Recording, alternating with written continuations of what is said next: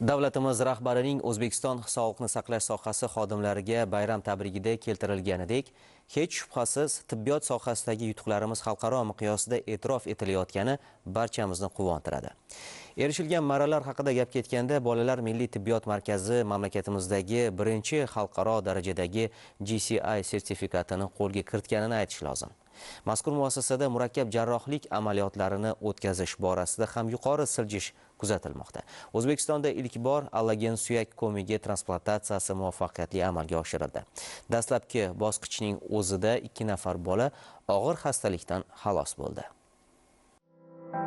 250 million deb eshitganman. Xo'jaligim ham shunday. Bepul qilishdimi? Bepul bo'ldi. Hamma onaning dardi ichida bo'ladi-da, bola sog'lom bo'lsa, ona ham baxtli bo'lar ekanda. Farzand ne'mat, uning kulgusi qalbga quvonch baxshida esa qayg'usi dilni vayron qiladi. Necha yillar farzandining dardi bilan yashab kelayotgan Oromgul Bobomurodovaning holati o'ziga ayon. Allagen suyak ko'migi transplantatsiyasi o'ta og'ir jarrohlik amaliyoti. Chetda bu amaliyotni ozmuncha pul bilan qilib bo'lmaydi. Mablag'ni qayerdan topaman? Topmasam farzandim ahvoli ne kechadi degan o'y tinchlik bermasdi. Onaizorning bu nolasi shifo uchun yo'l ochdi.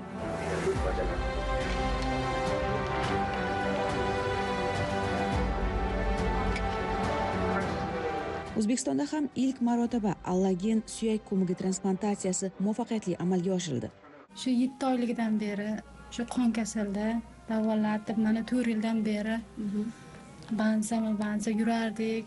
Shunday qiynalib, Allohdan so'rardim, shu qizim dardiga ham shifo bersin deb. Yaxshi, mana o'zimizda to'g'risi bu operatsiyani chet ellarda bitta, ikkita, sanoqli 3 ta qildirganlarni eshitganman, lekin o'sha onalarni ko'rsam, shu men ham so'rasam, shu qizim dardiga shifo topiladimi, qanday yo'llar deb shuni orzu qilib yurardim. Yo'q, o'zimizda markazdan telefon bo'lib, shu Mubinani ayasimisiz deb o'zlari telefon qilishdi. Xudoga shukr, o'zimizda mana bo'ldi O'zbekistonda. Respublikamizda tibbiyot sohasida yangi davrni boshlagan ulkan yutuqqa erishildi. Bolalar milliy tibbiyot markazida og'ir turdagi talassemiya kasalligiga chalingan bemorlar 6 yoshli Boyitov Murodjon va 4 yoshli Ulug'berdiyeva Mubinada O'zbekiston tarixida ilk bor allagen suyak ko'migi transplantatsiyasi muvaffaqiyat bilan o'tkazildi. 3 oylikdan beri faqat donor qoni bilan yashab kelayotgan edi.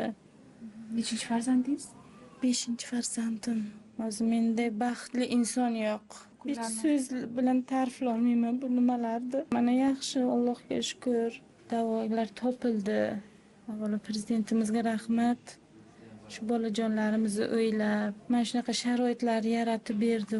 O'ziga xos kosmik darajadagi steril hudud. Uning ichida yotgan 6 yoshli Behruz 1 yildan beri og'ir qon kasalligi, rak bilan kurashadi. Aslida mana shu palataga qarashning o'zi ona bo'lgan yurakka og'ir, ko'ngillarga og'ir. Ammo Bolalar milliy tibbiyot markazining shifokorlari hozir yuqori texnologik jarayonlarni olib boryapti va sanoqli kunlardan so'ng Behruzga ham o'zak hujayrasi ko'chirib o'tkaziladi va boshqa bolalar singari Behruz ham tezroq tuzalib o'z uyiga qaytish baxtiga muyassar bo'ladi. Bundan tashqari markazda shu kunga qadar 12 nafar bemorda autologik va 2 nafar bemorda allagen suyak ko'migi transplantatsiyasi muvaffaqiyatli bajarildi. Hozirgi kunda yana 2 nafar bemor suyak ko'migi transplantatsiyasi uchun markazga yotqizilgan. 2024-yil oxirigacha jami 20 ga yaqin bemorda suyak ko'migi transplantatsiyasini o'tkazish rejalashtirilyapti. Hurmatli prezidentimizning onkologik xastalik bo'lgan bolalarda suyak ko'migi transplantatsiyasini amalga oshiramiz degan va'dalari bor edi. Men bugun bolalarni avtotransplantatsiya hamda allotransplantatsiyani donordan olib suyak ko'migini bolaga qo'yish va onkologiya xastaligini batamom radikal davolash amaliyotini bajarib, o'zimni shunchalik baxtli his qilyapmanki, bu dunyoning 20 ta davlatda bajariladigan amaliyot hisoblanadi. Xalqaro mutaxassislar bilan hamkorlikda ishlaymiz va kelib bizni markazimizda ko'rganida, ular haqiqatda bolalar salomatligiga alohida e'tibor berayotganligini guvohi bo'lishyapti. Bolalar milliy tibbiyot markaziga farzandiga shifo istab kelgan ota-onalarga ko'zingiz tushsa, ayniqsa mana shu yerda o'ynab yurgan bolalarga ko'zingiz tushganda, bu markazning qanchalik ezgu tashabbus natijasi ekanligini, davlatning o'z farzandlariga, o'z bolalarining kelajagiga qanchalik yuksak e'tibori ekanligini his qilasiz.